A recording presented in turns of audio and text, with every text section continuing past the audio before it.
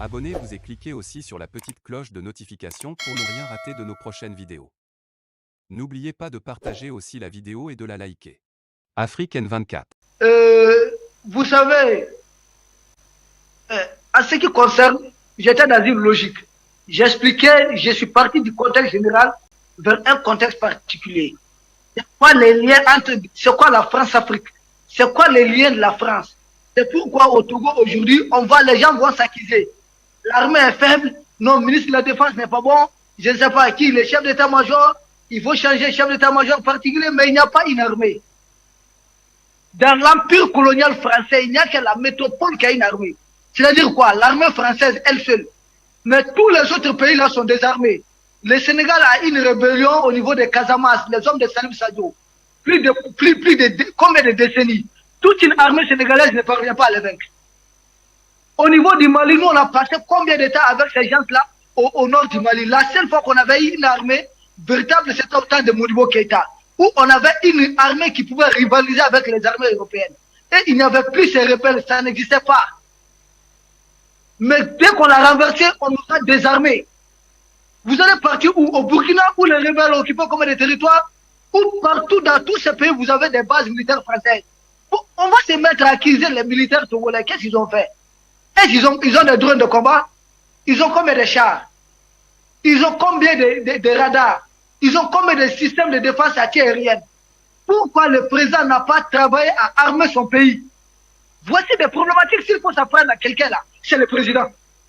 Et il n'y a qu'un seul responsable, c'est le président. C'est lui qui nomme le premier ministre, c'est lui qui fait nommer toute la hiérarchie militaire. Et d'ailleurs, il faut l'accuser, le président. Parce qu'au Togo, nous avons une armée qui est tribale. C'est-à-dire quoi? Une armée constituée de plus à 90% de l'ethnie du président. Constituée à plus de 90% de l'ethnie du président. Parce que le président, lui, il est cambien. Mais les Sud est presque exclu de l'armée. On appelle ça une armée nationale. En plus, c'est une armée qui est désarmée. Et ensuite, il faudrait voir la stratégie de l'armée togolaise.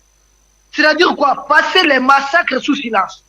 Pendant que les terroristes sont en train de massacrer, le pouvoir en place ne veut pas communiquer dessus.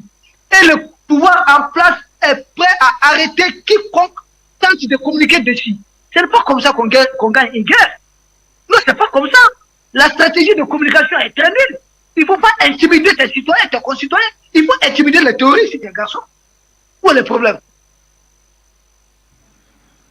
Parce que ce ne sont pas des Togolais qui souffrent l'idée qu'il faut prendre la chasse.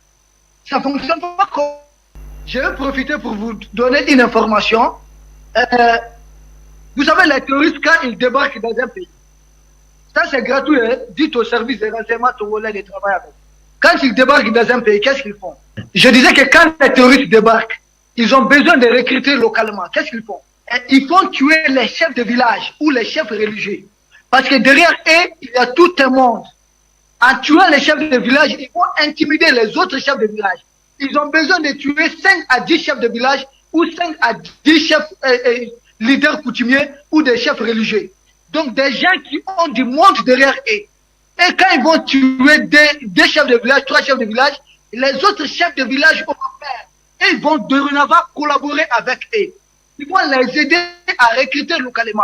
Donc c'est ce qui va se passer au niveau du Togo. Malheureusement, ce n'est pas notre souhait, mais c'est ce qu'ils sont en train de faire. Et quand l'armée opte, quand le gouvernement opte pour passer sous silence, et ce massacre-là, c'est très dommage, parce qu'ils sont en train de contribuer au recrutement des terroristes. Ils vont recruter des Togolais qui connaissent les territoires togolais pour combattre au Togo. Et finalement, il faut se demander. Et nous savons tous que derrière cette stratégie des terroristes, il y a les services secrets français. Et nous savons tous que derrière le pouvoir togolais, il y a les services secrets français. Dans ce cas, il y a quel accord?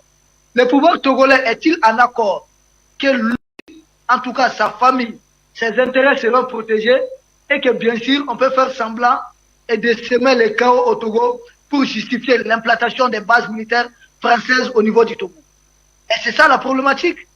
C'est ça la question? C'est ça l'interrogation? Je ne comprends pas. Comment vous pouvez continuer? Personne, le pouvoir togolais, doit prendre le courage de venir vérifier. Le Mali accuse la France d'être derrière ces terroristes. Le Burkina n'en fait pas moins. aidez-nous à avoir les éléments. Nous voulons en savoir davantage. Mais tout le monde fuit cette vérité comme un enfant qui ne veut pas entendre peut-être sa mère en train de peinter. C'est ça. Tout le monde fait semblant. On fait semblant de ne pas entendre. Or, tout le monde entend bien. On fait semblant de ne pas savoir. Or, tout le monde sait que c'est la France qui est derrière les touristes. Or, tout le monde aussi sait que le pouvoir togolais aujourd'hui est géré par les services secrets français. La dernière preuve, c'est cet attentat au niveau de la Centrafrique. Alors, on roule pour qui? Pour le peuple togolais ou on roule pour la France? La France, en tout cas, ses ambitions sont claires, c'est avoir une base militaire dans ce qu'elle appelle ancienne colonie française. Au moins une base militaire. La France veut transférer ses bases de l'Europe au niveau de l'Afrique. Parce que l'Europe, il y a l'OTAN. On ne peut pas s'attaquer au territoire français. Il y a l'article 5 de l'OTAN qui doit couvrir le territoire français. Il y a les autres pays de l'OTAN qui doivent intervenir. Donc pour la France, c'est l'opportunité, c'est l'occasion de se déployer dans ses anciennes colonies et d'empêcher ce qu'elle appelle la Russie, d'empêcher la Chine, d'empêcher la Turquie de venir commercialiser avec les Africains. Parce que les Africains, ce sont ses enfants, selon la France, ce sont ses enfants, ce sont ses petits-enfants, ce sont ses fabrications. Lui, il est le seul à avoir le droit, en tout cas, de vie et de mort, le contrôle du marché, et en tout cas, le monopole de tout en Afrique, et la diplomatie africaine contrôler ces pays africains, et que nul ne doit l'échapper. Nous sommes comme une chose pour la France. C'est la chosification des sociétés africaines, des pays africains. Voici, la vérité est en partie dite, comprendra qui pourra. Vous êtes de plus en plus nombreux à nous suivre sur Afrique N24, et vraiment nous tenions à vous en remercier. Nous lisons tous vos commentaires qui enrichissent le débat et vraiment nous vous demandons de nous soutenir pour continuer à avoir cette ligne éditoriale indépendante, et vous proposer des émissions toujours de plus en plus enrichissantes. Merci et à bientôt. Likez la vidéo si ce n'est pas déjà fait. Laissez aussi votre point de vue en commentaire.